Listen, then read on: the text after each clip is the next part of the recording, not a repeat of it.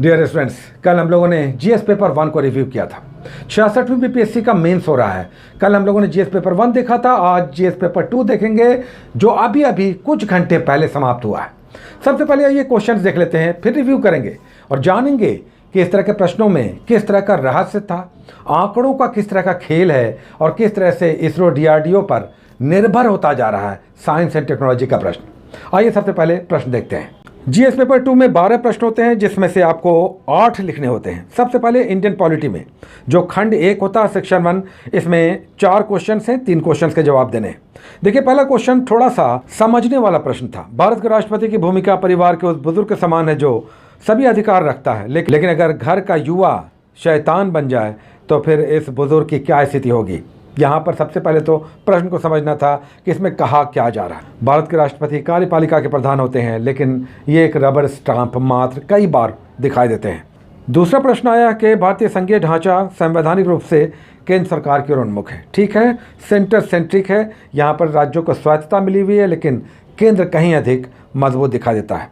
तीसरा प्रश्न देखिए, भारतीय राज्यों के असमान विकास ने कई सामाजिक, आर्थिक एवं राजनीतिक समस्याओं को जन्म दिया है। ये एक तरह का बीपीएससी का पुराना प्रोटोटाइप टाइप का प्रश्न है जो लगातार इस तरह का प्रश्न आता रहा है। उसका नेक्स्ट चौथा क्वेश्चन देखिए, भारत की संसद राष्ट्रीय एकीकरण का एक प्रभावी मंच है। सही है, चूँकि भारतीय संसद पूरे देश भर का प्रतिनिधित्व करती है। नेक्स्ट देखिए, दूसरा खंड है जो इकोनॉमी या ज्योग्राफी का खंड होता है।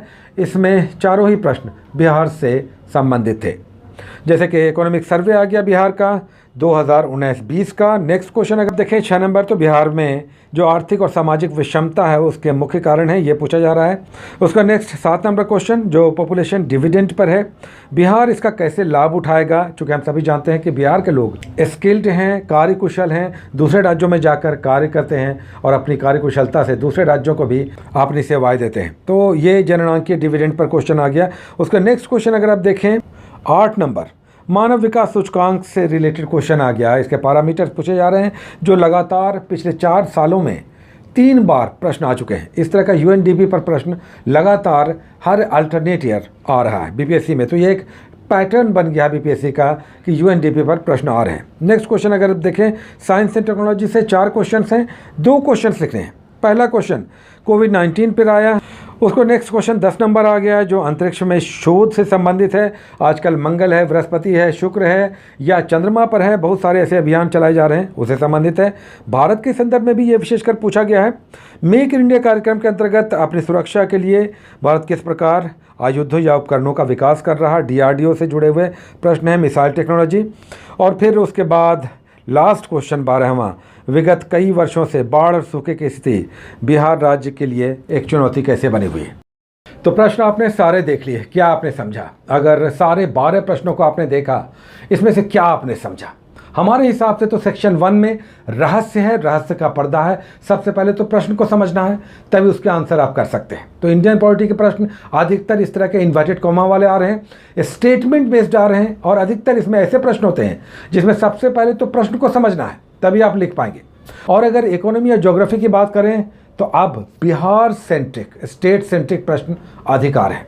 इस बार तो गजब हो गया कि सभी चारों प्रश्न बिहार से रिलेटेड हैं या बिहार से जुड़े हुए हैं, तो ये भी समझने वाली बात है। और लास्ट में अगर आप देखें साइंस एंड टेक्नोलॉजी, तो इस सेगमेंट में अगर पकड़ बनाना है तो इसरो और डीआरडीओ को घोल कर पीना होगा। इनके सारे प्रोग्राम को समझना होगा आरंभ से लेकर अब तक, यानी हमारा मिसाइल टेक्नोलॉजी और स्पेस टेक्नोलॉजी बहुत अच्छे से समझना होगा। साथ ही मेक इन इंडिया का जो बहुत सारा प्रोग्राम चल रहा है इसे समझना होगा। साइंस एंड टेक्नोलॉजी में भारत ने क्या क्या किया है ये सारे डिटेल समझना होगा। और सबके बीच एक बात दिखने में आ रहा है कि कुछ क्वेश्चंस प्रोटोटाइप हैं जो बार बार आ रहे हैं, जैसे सूखा है, बाढ़ है या गरीबी है, असमानता है, इस तरह के प्रश्न रेगुलर आ रहे हैं। और अगर इंडियन पॉलिटी की बात करें तो कितना ही रहस्य का आवरण हो, केंद्र राज्य संबंध है, राष्ट्रपति राज्यपाल है या न्यायालय का कार्यपालिका के साथ टकराव है या संघीय व्यवस्था है या प्रस्तावना है, मूल अधिकार है, मूल कर्तव्य है, इस तरह के प्रश्न जुड़कर कहीं न कहीं से आ रहे हैं। तो ये सब कंसेप्ट आपको क्लियर करना होगा। ऐसा नहीं है कि कुछ गेस कर लें, कहीं पर कुछ ज्वाइन कर लें, कुछ सेलेक्टेड क्वेश्चंस कर लें, बीपीएससी में जीएस के क्वेश्चंस कर लें, नहीं होगा।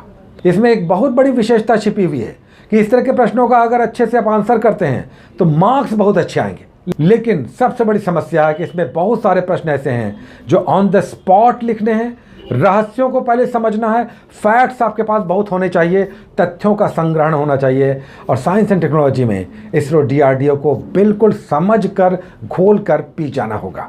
तो कुल मिलाकर देखें तो जनरल स्टडीज़ 2 का पेपर टफ था, समझने वाला था, कंसेप्चुअल था, फैक्ट्स आधारित था। साइंस एंड टेक्नोलॉजी में इसरो और DRDO ही मुख्य रूप से दिख रहा है।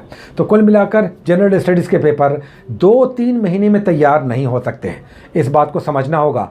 67वीं की तैयारी करने वाले देख लें, समझ लें, और आगे भी जो पढ़ना चाह रहे हैं, BPSC को निकालना चाह रहे हैं, इस प्रश्न को अच्छे से देख लें, समझ लें। यही पैटर्न अभी आने वाले सालों तक रहने वाला है, जिसमें फैक्ट्स बहुत सारे पूछे जा रहे हैं, बिहार सेंट्रिक प्रश्न है और रहस्यात्मक प्रश्न है। सबसे पहले प्रश्न समझिए, तब आप लिख पाइएगा। तो इसे समझने में ही 2-3 मिनट निकल जाएगा। तो ये सारी बातें हैं जो कि आपको 20 से 22 मिनट मिलता है एक प्रश्न में, और 38 नंबर का एक क्वेश्चन होता है। मतलब ये कि कम से कम 250 से 300 शब्द आपको लिखना होता है, और टाइम है लिमिटेड। तो सब कुछ जानना है, समझना है, लेकिन अच्छी तैयारी समझ कर लगातार प्रैक्टिस करते हुए जनरल स्टडीज BPSC में अच्छा किया जा सकता है। लगातार 6-8 महीने लगातार राइटिंग स्किल्स पर प्रैक्टिस करना होगा, स्पॉन्टेनियस क्वेश्चंस पे। ऐसा नहीं कि बना बनाया क्वेश्चन, बिल्कुल अचानक से आपके सामने क्वेश्चन आ जाए, कोई इस तरह से आपका प्रैक्टिस कराए कि अचानक से आपके सामने क्वेश्चन रखे और कहे कि इसे लिखो और इसका हैबिट, इसकी आदत आपको दिलाए कोई, तभी आप जनरल स्टडीज के क्वेश्चंस BPSC में हल कर सकते हैं। तो आने वाले समय में जो 67वीं देना चाहते हैं, एक एक प्रश्न को अच्छे से देखें, समझें, और ये समझें कि रटने वाला समय चला गया। ये समझें कि गेस नहीं चलेगा, ये समझें कि कंसेप्ट बिल्ड करना होगा, ये समझें कि राइटिंग स्किल्स डेवलप करना होगा। तभी GS पे BPSC में आप अच्छे स्कोर्स कर सकते हैं और फाइनली अपने रिजल्ट्स निकाल सकते हैं। Take care.